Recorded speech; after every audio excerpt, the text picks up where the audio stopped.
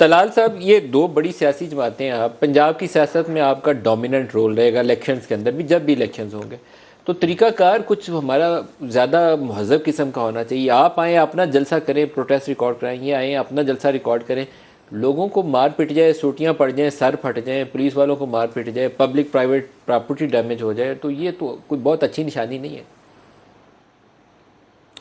بسم اللہ الرحمن الرحیم.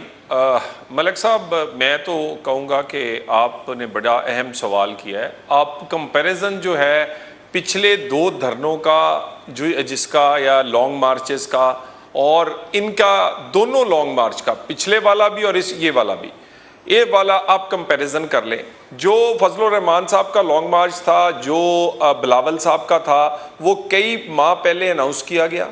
اس کے بعد انتظامیہ کو درخواست دی گئی. درخواست دینے کے بعد اس میں عدالت نے بھی انٹروین کئی جگہ کیا اور اس کے بعد ایک خاص جگہ مخصوص ڈیسائیڈ ہوئی. وہ جگہ ڈیسائیڈ ہونے کے بعد وہاں تک کی لانگ مارچ آیا اور اس کے بعد چلا گیا.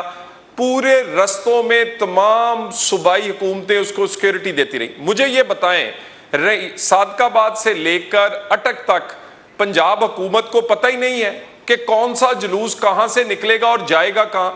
اگر خدا نہ خواستہ اس جلوس جاتے ہوئے کچھ ہو جائے، وہ بھی ہماری ذمہ داری. اگر جلوس جا کر شلواریں لٹکائے، سپریم کورٹ پر، پارلیمنٹ پہ حملہ کرے، پی ٹی وی پہ حملہ کرے، اسی طرح آپ کی ڈی ایس این جیاں توڑے، وہ بھی ہماری ذمہ داری ہے. اور اگر ہم نے بارہا رابطہ کیا، جو انہوں نے اپلیکیشن دی تھی اس کا مدعی جو تھا اپلیکیشن کا، وہ مسلسل رابطے کے باوجود رابطے میں نہیں آیا. لاہور میں شفقت محمود، حماد اظہر کہ ان کو، نہ صرف ان کو، ان کے سیکٹریوں کو، ان کے وہ جو لوگ ساتھ ہیں، ان کو متعدد دفعہ رابطے کیے گئے کہ آپ بیٹھ کے کوئی طریقہ کار طے کر لیں. مجھے یہ بتائیں، طریقہ کار یہ طے نہ کریں، بڑکیں یہ ماریں، اٹھا کر پھینکنے کی باتیں کریں، اور اس کے بعد اگر کل ہم جیسے انہیں جب شام یہ کھلے چھٹے ہیں، اس کے بعد سے جو 4 6 8 گھنٹے میں ہوا ہے، وہ پھر آپ نے نظارہ دیکھ لیا ہے. انہوں نے تو ثابت کیا کہ یہ اس قابل نہیں ہے کہ انہیں اجازت دی جائے.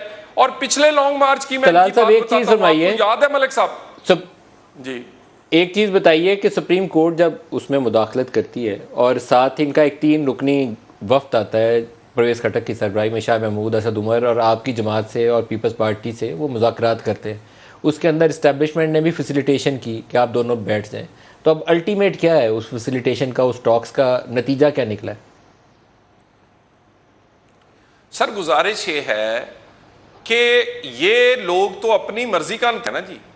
یہ تو مذاکرات میں برائے نام آتے ہیں اور ان کے پاس آرگومنٹ تو ہے کوئی نہیں. اس کے بعد رہی رات کمشنر صاحب کے پاس، یہ وہاں سے بھاگ گئے. مجھے یہ بتا دیجئے، صرف اتنا بتا دیجئے کہ ڈور ناکنگ کیا ہمارے گھروں میں نہیں ہوتی رہی؟ میں نے کبھی آپ کو بتایا ہو، ایک ریلی میں 6 پرچے دیے گئے، 6 تھانوں میں ان کی حکومت میں. میں صرف ایک شہر میں بتاتا ہوں، متعدد میرے پہ پرچے ہیں. سر آپ نے وہ ٹاکس کا جواب پورا نہیں کیا. ٹاکس کی آؤٹ کم کیا ہوئی؟ جب ان کا وفد بیٹھا اور آپ کے پی ایم ایل این سے یار صادق بیٹھے اور یوسف رضا گیلانی بیٹھے، اس کے بعد ٹاکس کا نتیجہ کیا نکلا؟ آؤٹ کم کیا ہے ہمارے سامنے؟